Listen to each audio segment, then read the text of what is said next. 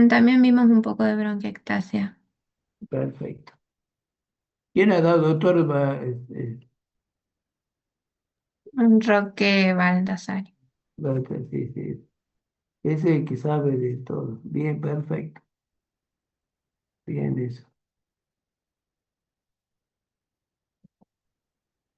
Son todas lindas las clases de respiratoria que ayer habló de tuberculosis un doctor Edgar. Bastante bueno, así que estaba bueno.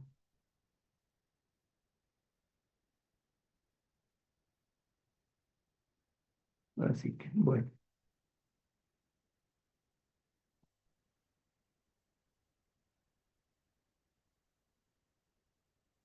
Bueno, buenas tardes a todos. Ya estamos en hora. Bueno, ¿qué es lo que vamos a ver hoy día? Hoy día vamos a ver la clase. ¿Se acuerdan que el año pasado, este, ¿se ve bien ahí, chicos? Sí, doctor. Sí, Eh, Perfecto. Eh,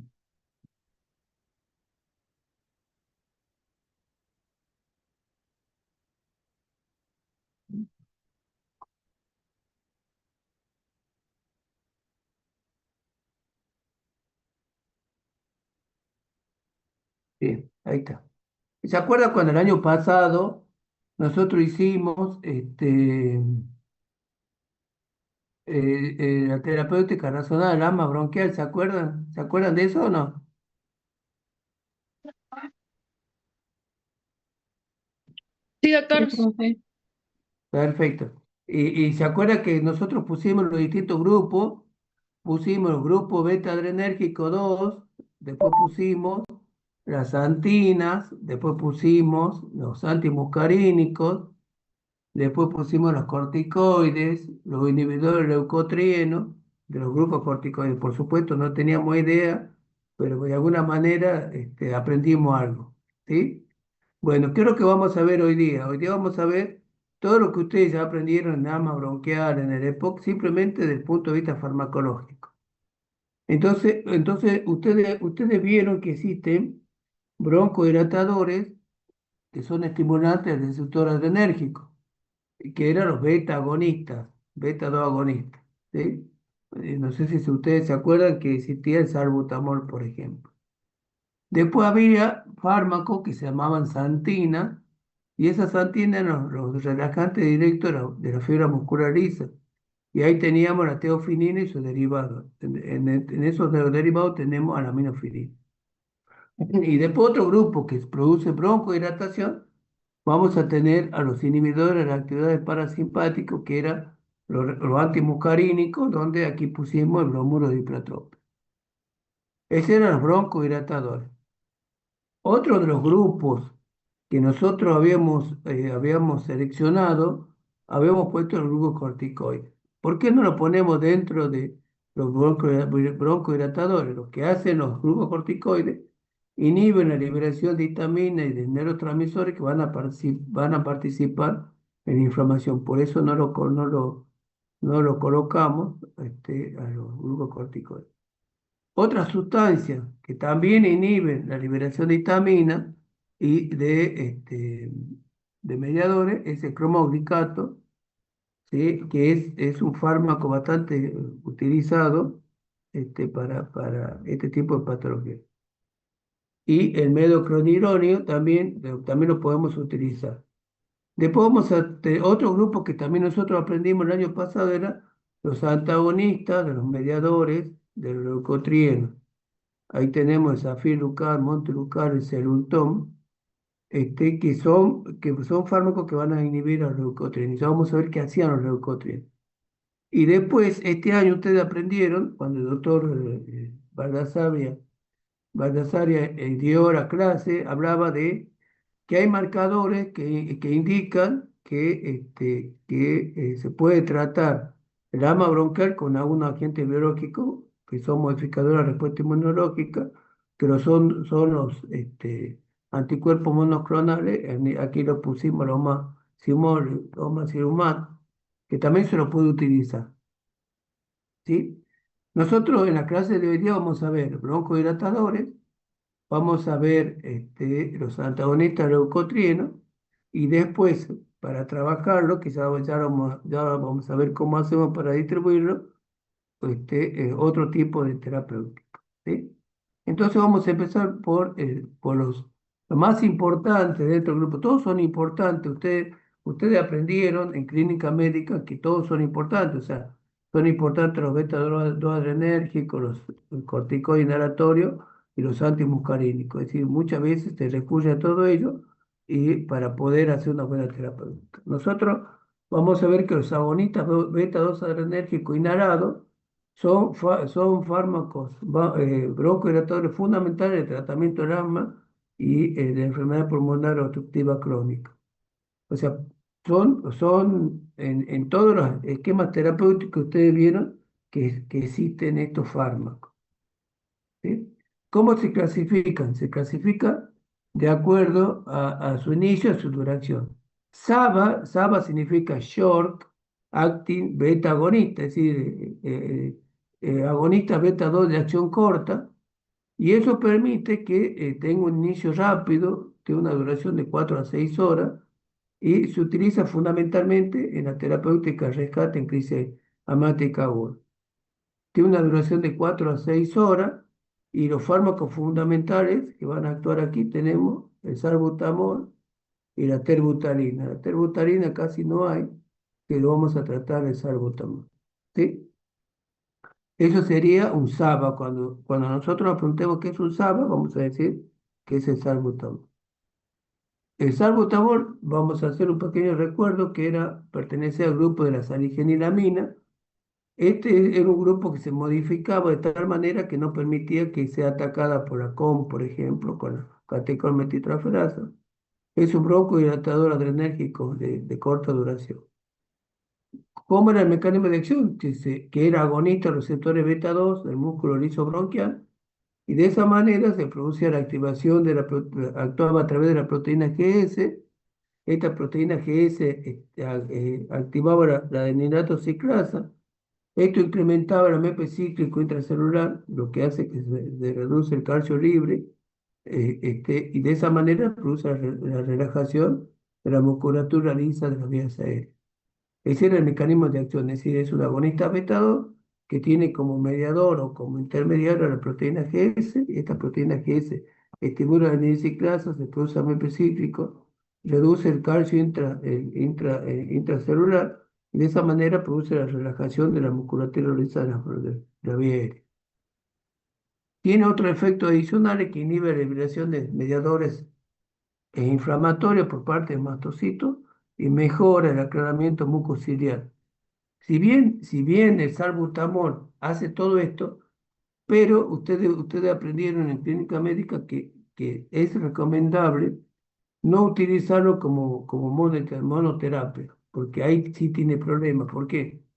Porque el paciente que está con un asma bronquial tiene su dificultad para oxigenar y entonces muchas veces salbutamol solo no puede producir que el bronquio se abra si no necesita otro fármaco, lo que muchas veces se ocasiona utilizando el salbutamol solo va a ser exacerbar el ataque de asma agudo. Entonces se procura siempre asociarlo al salbutamol. Por eso está prohibido el salbutamol. O sea, ninguna terapéutica se recomienda que el salbutamol se administre solo, sino tiene que ser coadyuvante o un antimuscarínico o un corticoide inhalatorio o un corticoide sistémico, ¿sí? En cuanto a la farmacocinesis, como es un SABA, tiene una rápida acción, ¿vale? Tiene más o menos de 2 a 5 minutos después de que se administró, tiene un pico de acción más o menos de 30 a 60 minutos, a posteriores de la inhalación y lo vamos a administrar cada 6 horas o cada 4 horas, depende del caso, ¿eh?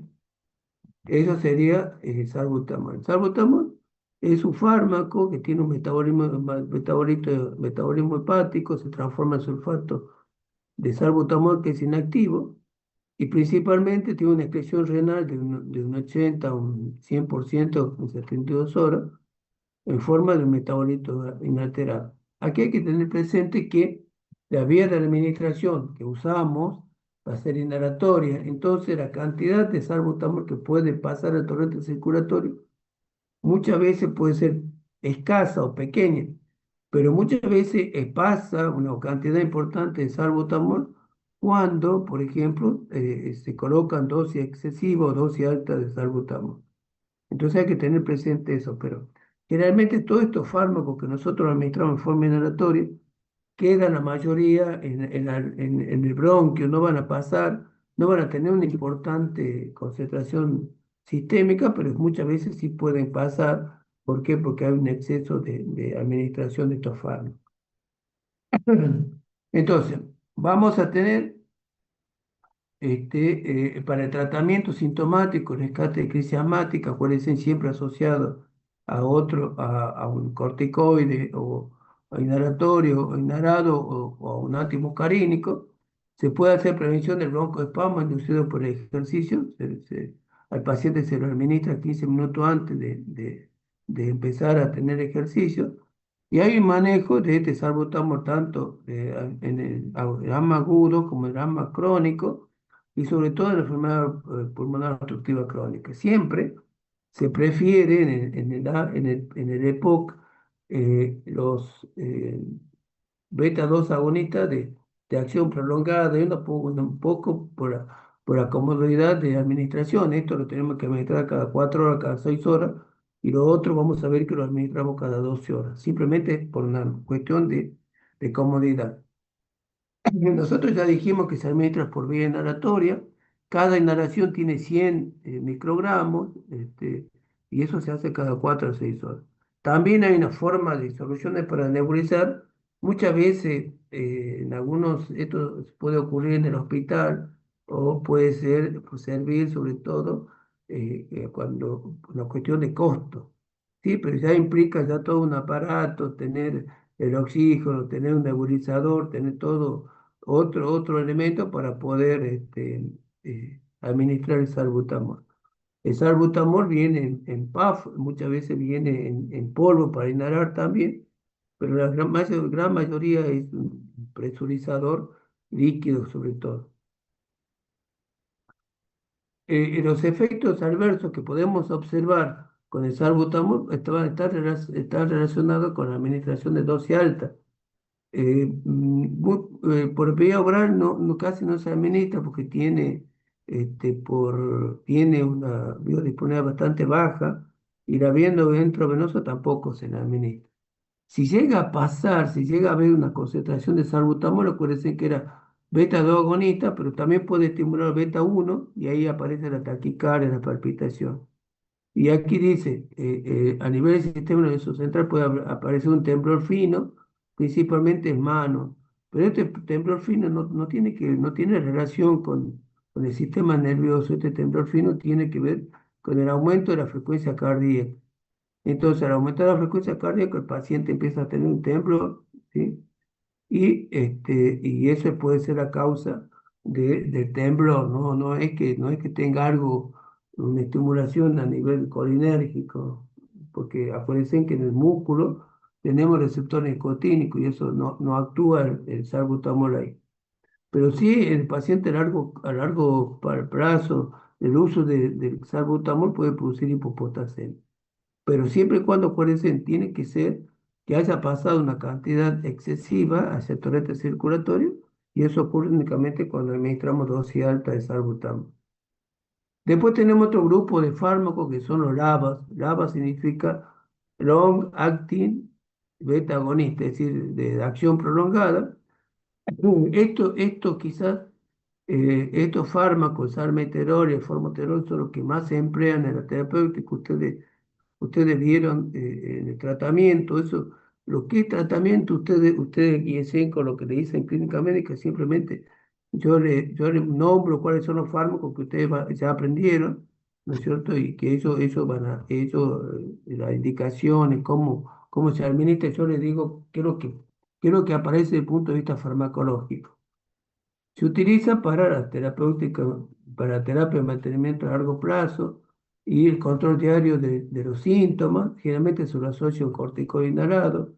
Tiene un inicio lento de 5 a 15 minutos en el formoterol y de 30 a 45 minutos de salmeterol.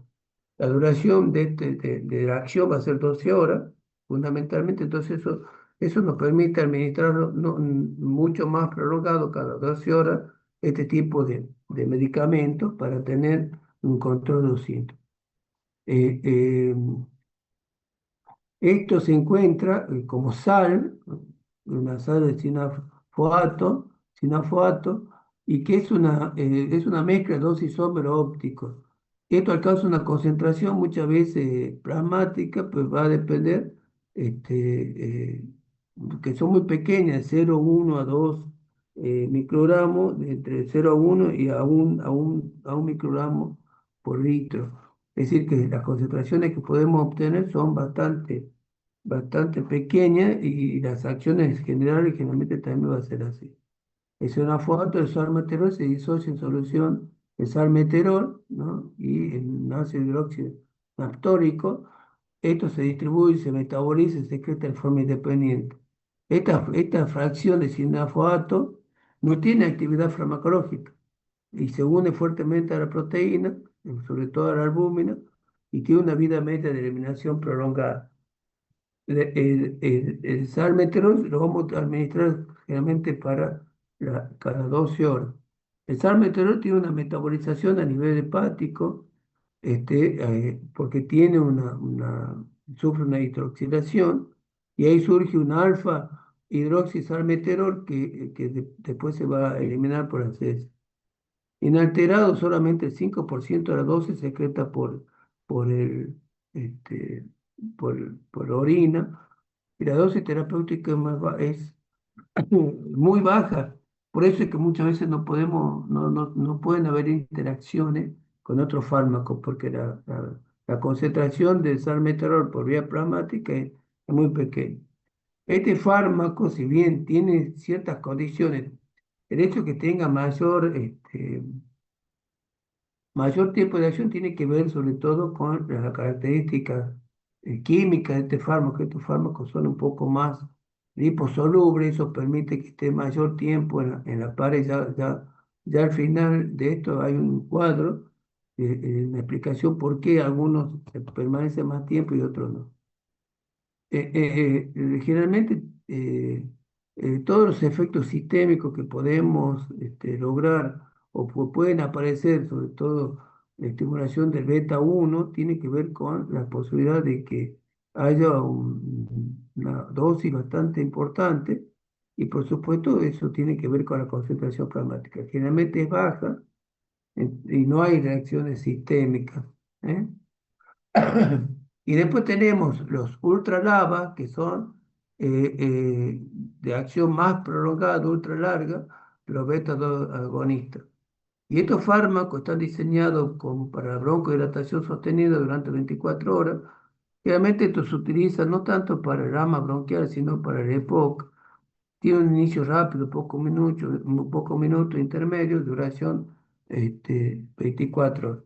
Y de aquí tenemos el indacaterol, y el acridonio, que son lo que lo podemos utilizar, y el belanterol también.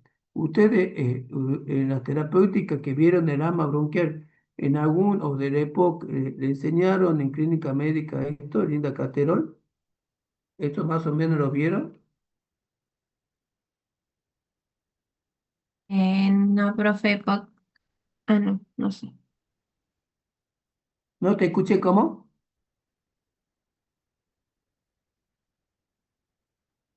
¿No lo No, usaron creo que o estos, vieron los, alguna los ultra terapéutica? lava, no los mencionamos. Perfecto. Esto es para que lo tengan presente.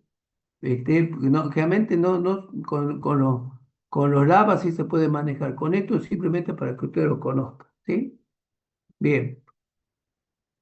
Y también el indacaterol también tiene una administración. Esto se administra en forma de polvo seco y tiene una acción rápida, ¿sí? Y tiene los primeros 5 minutos posterior a la inhalación.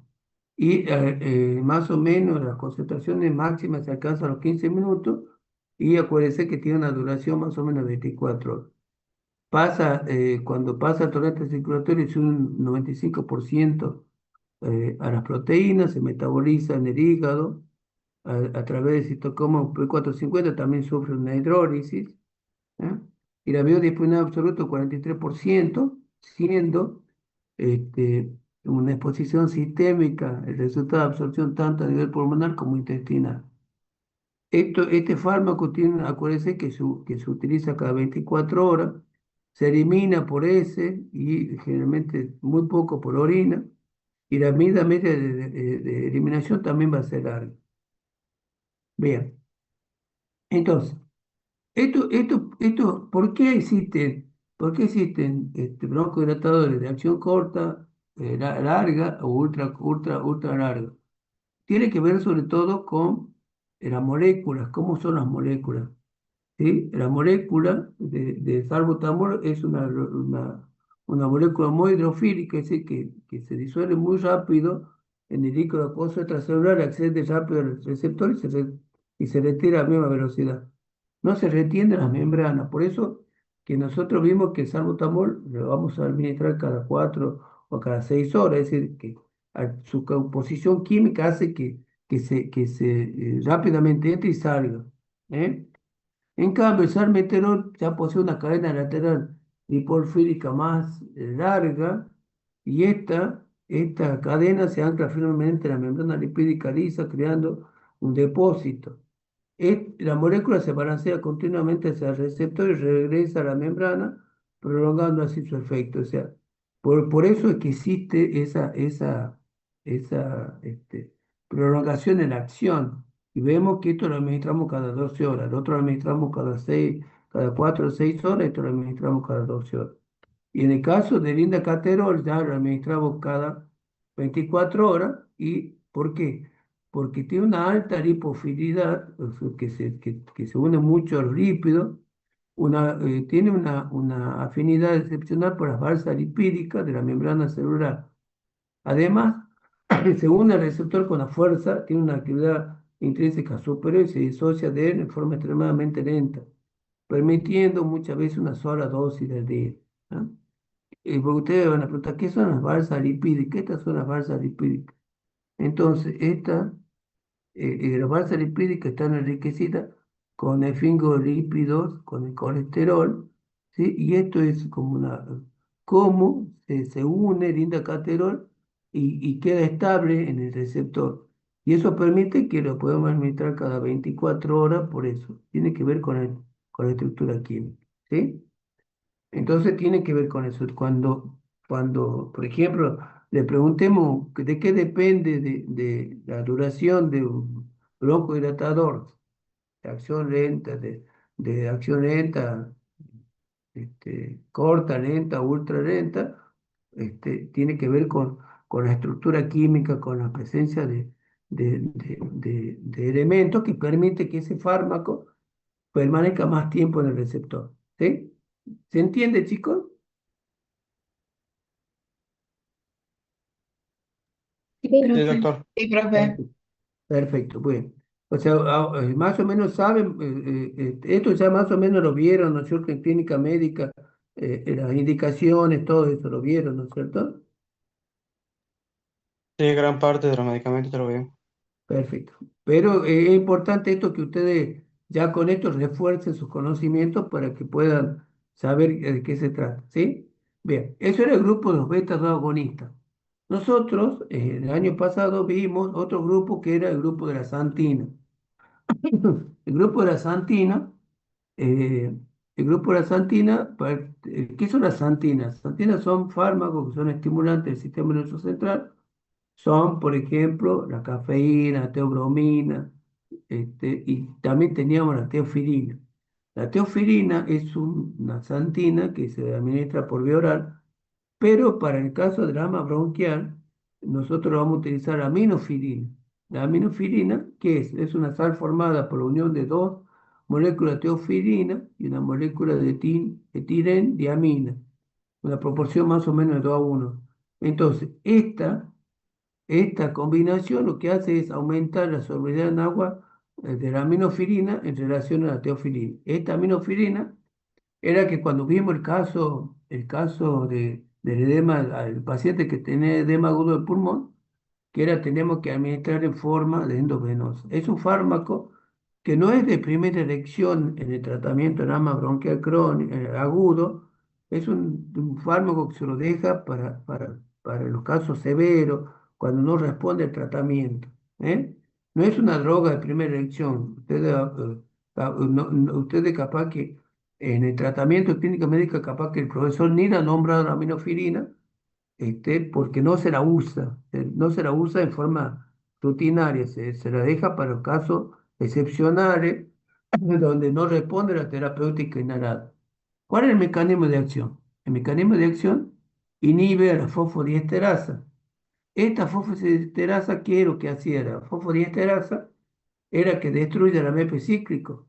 Acuérdense que el AMP cíclico era el responsable de eso, un segundo mensajero que era el que permitía que se cierren los canales de calcio y se relajaba, ¿sí? El bronquio. Entonces yo al impedir que se degrade el AMP cíclico, de esa manera permito que se abra los canales, se cierren los canales de calcio y se produce relajación. Y también lo que hace es bloquear el receptor adenosina. El receptor adenosina produce relajación del músculo liso y produce la liberación de histamina. Y también hay un mecanismo que habla de es un activador de la hitono desacetilasa cuya acción es prevenir la transcripción de genes inflamatorios. En la terapéutica hay un momento donde los genes inflamatorios prevalecen y se produce el proceso inflamatorio. Entonces ahí también participa este tema de la aminofilina. ¿Sí? ¿Qué hace la aminofilina? Acuérdense, este es lo que hace. Acuérdense, en el tono bronquial, aquí va a participar adenosina. ¿Sí? La adenosina, ¿qué va a tratar? Va a tratar de cerrarlo. La acetilcolina también lo cierra. Entonces, con esto ¿con qué lo vamos a antagonizar? Con antimuscarínico. Y con la teofilina. Y en los agonistas, ¿no es cierto? Agonistas, sobre todo, que teníamos los agonistas beta 2, el aumentar a MEP cíclico producía broncodilatación y al inhibir también la fosfodiesterasa, también permitimos la broncodilatación. ¿Eh? Y este es el receptor de adenosina. El receptor de adenosina también tiene que ver con la proteína G, y esta proteína G producía en algunos casos GS, producía la relajación del bronquio. ¿Ah? Entonces, los receptores de adenosina 2 estaban acoplados a la proteína G, de la producir de AMP cíclico y de la proteína quinasa. ¿Ah? Y en el caso de los receptores A1, de adenosina 1, estaban acoplados a la proteína GI y por lo tanto inhiben la, las- la señalización dependiente del AMP cíclico. Entonces, estos fármacos facilitan también la acción de la aminofilina. ¿Qué hace la aminofilina? La aminofilina produce una broncodilatación, mejora la contractilidad diafragmática. A nivel cardiovascular tiene un efecto ionotrópico y cronotrópico positivo, y eso puede estimular el corazón. Esto hay que tener presente porque en los casos de arritmia está contraindicada la aminofilina, y a nivel del sistema nervioso central, como todas las santinas, produce estimulación, nerviosismo e insomnio, y también produce tiene un leve efecto diurético. ¿Eh? Aquí que rescatamos, es un buen broncodilatador, pero tiene también su acción a nivel del corazón, por eso está un poco restringido su uso. ¿Sí? Vamos, ¿cuáles son las indicaciones clínicas? Esto es importante que sepa que no es la droga de primera elección, acuérdense en eso, esto es más o menos les voy diciendo, para cuando respondamos a la autoevaluación. No es una droga de primera elección, es un manejo del asma bronquial agudo, severo, cuando la terapéutica inhalada no es suficiente.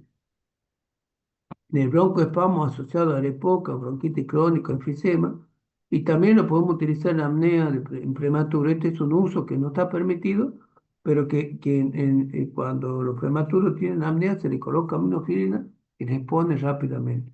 Algunas indicaciones hablan de que la teofilina, por ejemplo, se debe administrar en niños mayores de 6 años.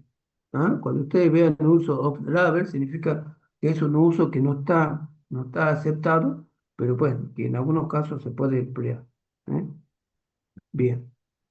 En cuanto a la farmacocinesis, ya dijimos, al ser muy liposoluble, se administra por vía venosa, tiene un metabolismo hepático por el tema citocromo P450, se excreta fundamentalmente sin cambio por orina y tiene el margen terapéutico estrecho. Entonces esto requiere que monitoreo estricto de niveles plasmáticos. Entonces, ¿por qué? Porque fácilmente puede producir arritmia, puede producir convulsiones, o sea, rápidamente podemos tener la dosis tóxica, ya le vamos a decir la dosis. Generalmente se le administra por vía intravenosa, más o menos 5 miligramos por kilo, por vía endovenosa se le diluye en solución fisiológica o en destroza y se administra lentamente de 20 a 30 minutos. Se puede hacer una perfusión continua de 0,5 a 1 miligramo kilo hora y sobre todo hay que ajustarse a los pacientes que tienen insuficiencia cardíaca porque dijimos que era ionotrópico y cronotrópico positivo y también porque se metaboliza en el hígado. Entonces hay que tener presente en esos pacientes que hay que tener cuidado cómo lo vamos a tratar. ¿Eh? Acuérdense que es una droga, no es de primera elección, pero sí en algunos casos sí nos puede solucionar un problema en un paciente que esté con una crisis asmática bastante importante. ¿Cuáles son las reacciones adversas? Náuseas, vómitos, dolor de cabeza, palpitación y taquicardia. Esto sí es importante. Y graves, vamos a tener toxicidades como arritmia cardíaca, convulsión y temblores severos. Entonces, hay una arritmia cardíaca que es la torsión de la punta también, esto también produce. Entonces, de cierta manera, eso hace que no sea una droga de primera elección y que esté reservada por algunos casos, pero que es efectiva a la hora de tratar a un paciente con asma bronquial severa. ¿Sí? Por supuesto, está contraindicado cuando tengamos antecedentes de de alergia, en las arritmias persistentes no controladas. ¿Por qué? Porque esto produce taquicardia. Sí,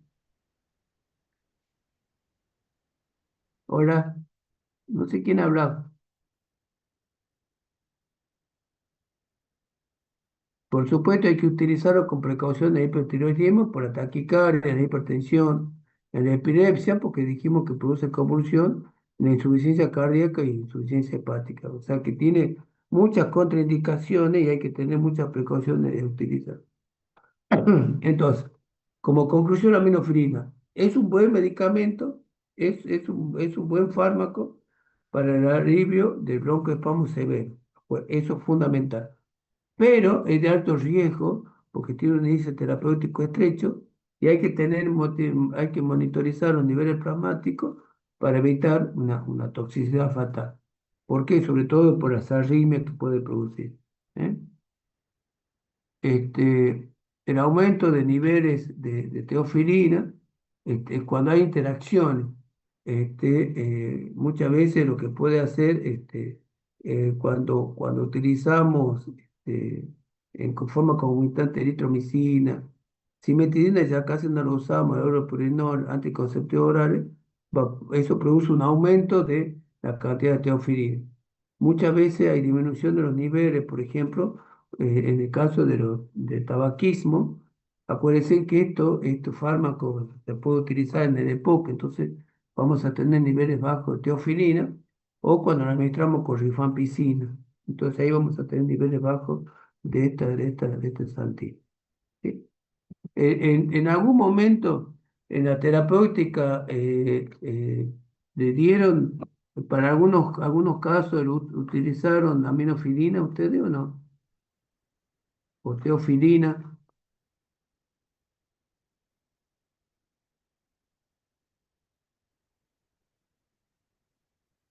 Hola, hola. Por lo menos yo no vi que lo hayan usado, profe. En ningún caso, no han visto, no han visto si la usan, ¿no? No, no, Bueno, por en lo los menos casos yo no. severos de emergencia sí se puede utilizar. ¿Ah? Claro, claro. Perfecto. Bueno, ¿estamos bien todos? A ver cuánto tenemos. No he visto cuánto Sí, público tenemos. doctor. Sí, profe. Sigo. Tenemos 141, está bueno. En la clase esta mañana había poquito. Ayer en la clase de tuberculosis había 60. Así que bueno, hoy día bajamos el rating. La semana pasada tuvimos 160. Y bueno, ya espero que se prendan para la autoevaluación porque no sé qué va a pasar. Este, tenemos problemas porque realmente la vida de ustedes es un desastre en cuanto a poder tener trabajo práctico.